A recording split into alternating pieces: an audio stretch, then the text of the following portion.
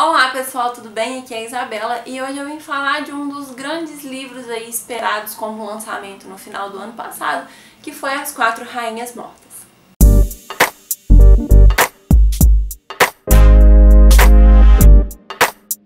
Se você acompanha as editoras e os seus lançamentos, vocês viram que As Quatro Rainhas Mortas foram uma das grandes apostas da Galera Record no final do ano passado, porque teve uma divulgação pesadíssima. Essa edição está linda, tem inclusive book trailer, eles mandaram para diversos influenciadores esse livro aqui. A gente tem mapas. E funciona, essa divulgação pesadíssima funciona, tanto que me atraiu imediatamente esse livro, né? A capa já sugere uma fantasia, então assim, já foi instantâneo o meu interesse por essa história. Eu inclusive ia comprar na pré-venda, mas não lembro por qual motivo não comprei, o que foi muito bom porque eu recebi na caixinha do Turista Literário de novembro. Mas essa expectativa toda ao redor de livros podem gerar grandes decepções. E aí vamos falar um pouco sobre isso, mas vamos falar primeiro da história de As Quatro Rainhas Mortas. Aqui a gente vai ter uma história ambientada no continente de Quadara, que é um continente dividido em 4 reinos. A gente vai ter o reino de Árquia, que é o reino reinado pela rainha Isis mesmo, né? Acho que é Isis ou Íris. Íris, viu gente? Eu invento um pouco os nomes. Governado pela rainha Íris. E ele é responsável pela parte agrária do continente, ou seja, ele é responsável pela parte de comida, de plantações do reino. Já o reino de Eônia, que é reinado pela rainha Corra, que eu não sei se é assim que pronuncia, mas é assim que eu falo, e ele é o reino da tecnologia, das inteligências artificiais, da medicina avançada e tudo relacionado a esse mundo tecnológico. Já o reino de Tória é o reino responsável pelas transações comerciais, pelas exportações e importações de cada reino, e ele é reinado pela rainha Margaret.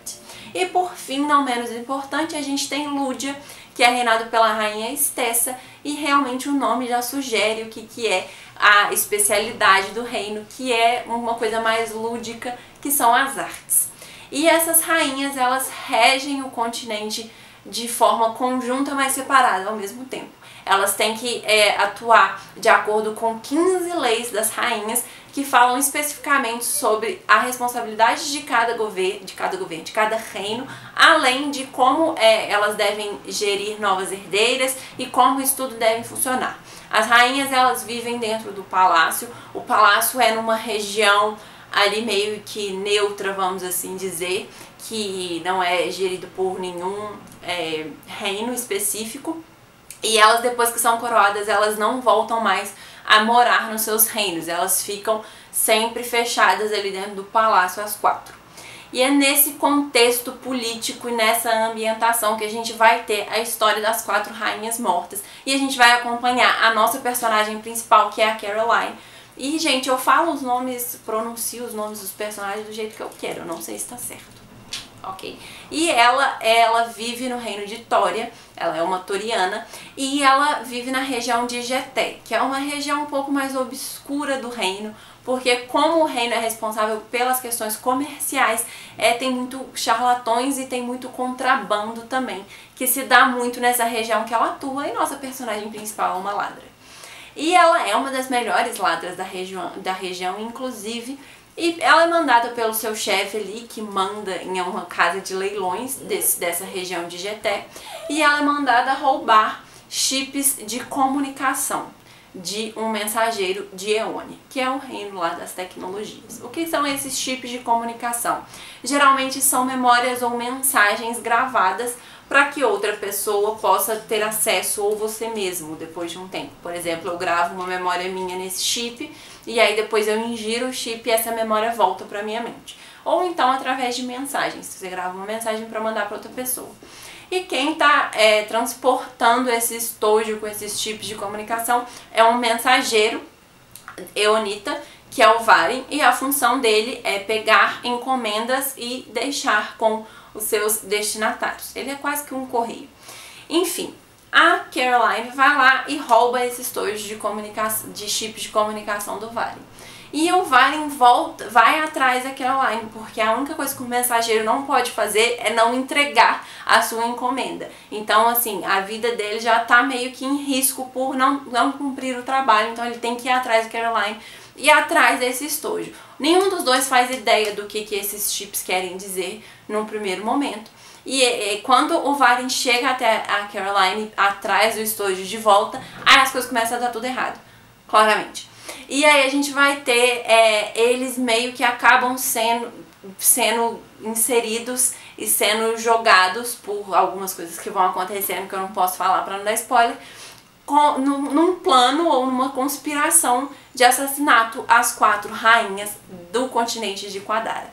E aí, para salvar a própria vida e para provar até mesmo a inocência deles, eles têm que investigar esse caso e ir atrás do verdadeiro assassino ou do verdadeiro mentor de todo esse plano.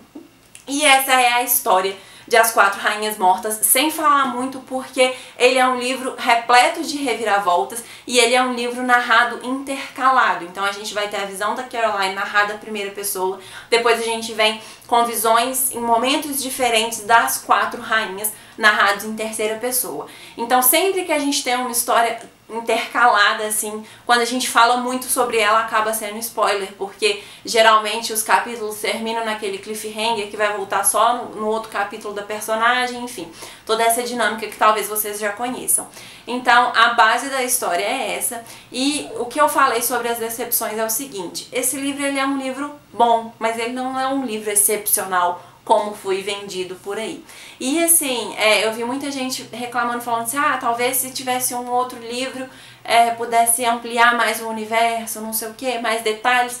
E assim, é engraçado, né? Fãs de fantasia nunca estão muito satisfeitos. Quando é uma trilogia, ou uma quadrologia, ou vários livros dentro de uma série, a gente reclama. Quando é um livro único, eu vi gente reclamando também. Mas assim, eu entendo um pouco do que as pessoas falaram, mas eu acho que as explicações aqui são suficientes. Por quê? Porque eu encaro esse livro aqui, As 4 Rainhas Mortas, pra mim ele é um livro de mistério, ele é um livro de investigação. Ele só é ambientado num universo fantasioso, num reino fantasioso. Mas a fantasia em si não é o ponto principal desse livro. Tanto que o que a rainha... Tanto que o que a autora entrega pra gente sobre os reinos é o suficiente pra você entender a história. É o suficiente pra te ambientar e você seguir com aquela linha de investigação. Então por isso que pra mim, quando você encara As 4 Rainhas Mortas como um livro de mistério, que aí sim tem várias reviravoltas, que sugerem vários suspeitos para você ao longo do tempo e que vai depois jogando na sua cara, quebrando ou não as suas teorias.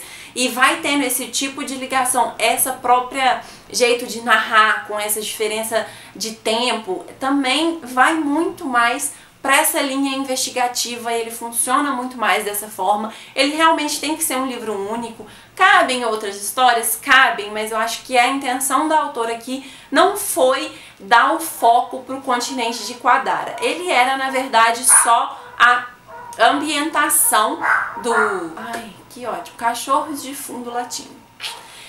O reino de Quadara... o continente de Quadara, ele é a ambientação política e que você tem que entender que tem segredos e que tem mistérios por trás desse enclausuramento e dessas 4 rainhas que vivem ali. Tem jogos políticos e tem planos de assassinato. Basicamente o livro é esse. Quando você encara dessa forma, o livro cresce, ele funciona, ele é bem fechadinho, talvez o final não seja lá, uau, surpreendente, maravilhoso, não sei o que, o melhor final de um livro de mistério, mas ele funciona muito bem, ele se fecha muito bem, ele é uma história redonda. Agora, quando você encara ele como um livro de fantasia, realmente ele pode deixar a desejar, porque o reino ele só é explicado no que é necessário dentro da trama principal, como eu disse aqui pra vocês. Então eu entendo um pouco da decepção das pessoas, que eu vi algumas pessoas falando assim, eu esperava mais,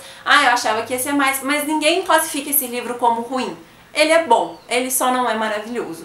Então eu acho que é isso que eu tinha pra contar pra vocês. Se vocês gostam de livro de mistério mais jovem, né, não é nada muito elaborado, não é nada próximo aos livros de investigação policiais adultos, mas é um livro jovem, então se você gosta desse tipo de temática, vale a pena ler As Quatro Rainhas Mortas, sim. Agora, se você espera um livro de fantasia que vai te imergir no continente e você vai passear pelos reinos e saber muito sobre a história deles e como eles funcionam, não vá por aí, porque a gente vai ter uma apresentação muito maior dos dois reinos dos personagens principais, que é Thoria e Eonia. Os outros dois são meio que deixados de lado, de certa forma. Eles são citados em alguns momentos, mas eu acho que é isso que eu tinha pra falar pra você sobre esse livro.